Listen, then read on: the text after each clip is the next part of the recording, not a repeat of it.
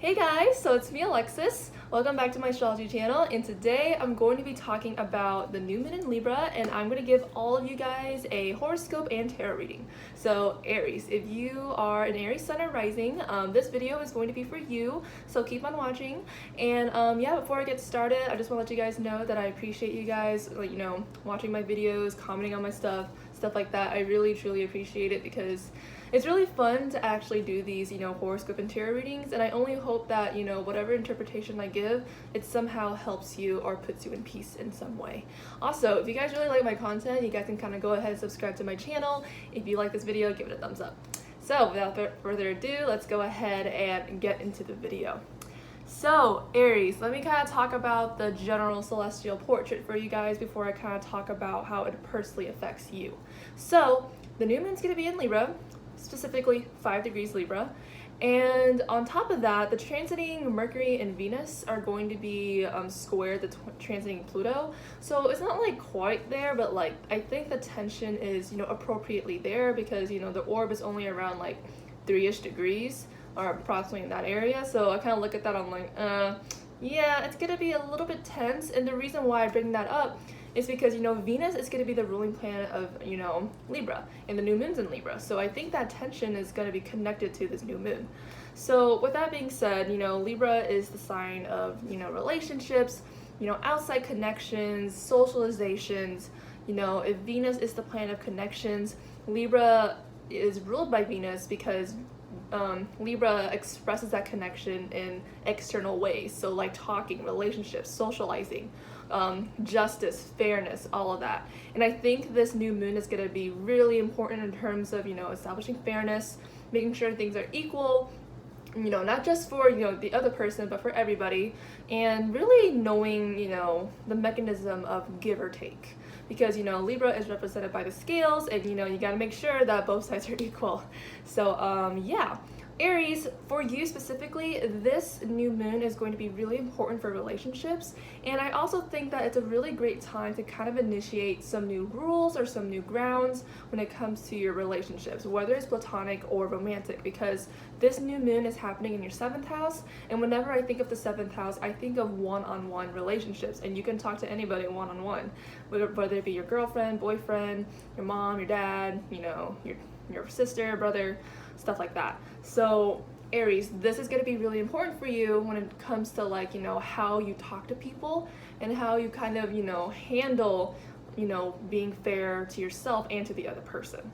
So on top of that though, the transiting Pluto is in Capricorn, and Capricorn is ruling your 10th house, so Pluto is in your 10th house right now, and it's squaring to the transiting Venus right now. And at this point, there is a conflict between, how you, relate to other people and how you conduct your relationships with other people versus, your ambitions and what you want to do. Pluto kind of represents like, people say transformation, people say, a lot of change, transformation, like the painful kind.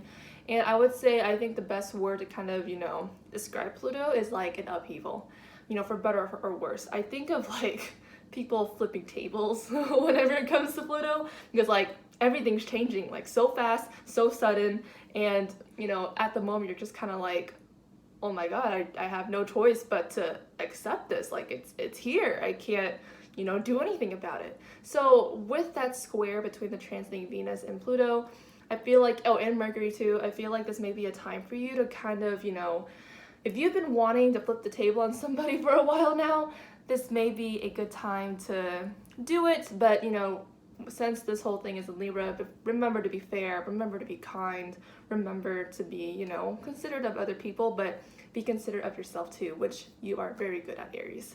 So, yeah, let's go ahead and look at the cards that I drew out for you and kind of see what the cards have to say. So let's see.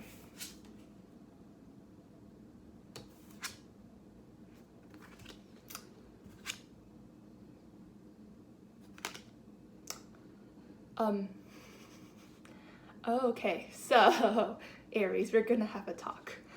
Well, at least from this spread, I know that this is definitely about relationships, huh? Okay, Aries, this is what I got for you. I got the 7 of Swords. I got the 6 of Cups reversed. And I got the Six of Wands reversed. So Aries, I don't know who is, who in this relationship.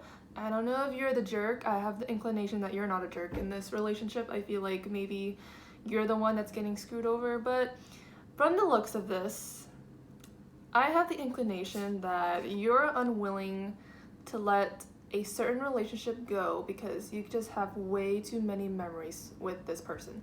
I have this feeling that you know that they're not good for you. They don't really celebrate you as a person. They don't really help you become your best. You know that when it comes to your road of ambition or your career, you know that they're not going to be on that path with you because they're not good for you. But you're looking at this person, you're just kind of like, how can I leave this person? We had really great memories. So when I see the Six of Cups reversed, I just think the only thing that's keeping you with them is the times that you've had together, so the past. Now, in terms of not being celebrated and they don't want the best for you, I see this in the Six of Wands. This could be a person who doesn't really express how happy they are whenever you are successful. A really good way to tell if someone actually cares about you is whether they're, happy for you whenever you're really successful.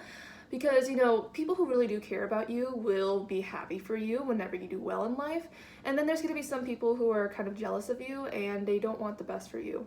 And they are jealous of you and stuff like that. And, I don't know who this person is, but I get the feeling that this person does not really care much, or they don't celebrate your current achievements.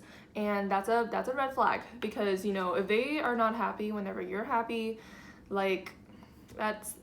it's kind of hard to tell on whether they have you in the best interest or your best interest.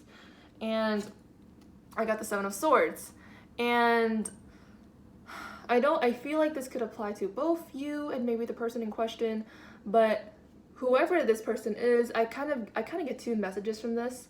For you, Aries, don't try to keep this person if keeping this person is actually in the end very harmful for you. If you look at the card, you see a person trying to grab a bunch of swords, and it looks like they're about to clench the swords really hard, but if you clench on something too sharp too hard, it's gonna bleed, it's gonna hurt. In Aries, this can't be you. If this person is literally draining your resources, or they're really just not helping you do their part in the relationship, if it's too risky to keep them, you gotta let them go. Now, for the other person in question, maybe they're doing something really shady.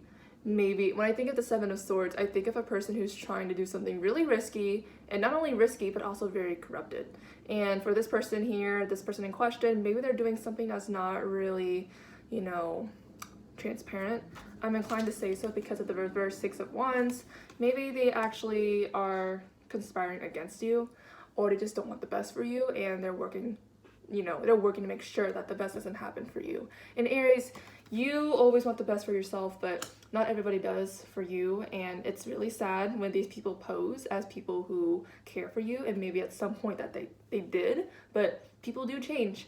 And Aries, I think the big message here is, look at this person in question and say, okay, if I had to purely judge this person from the present, would I keep them?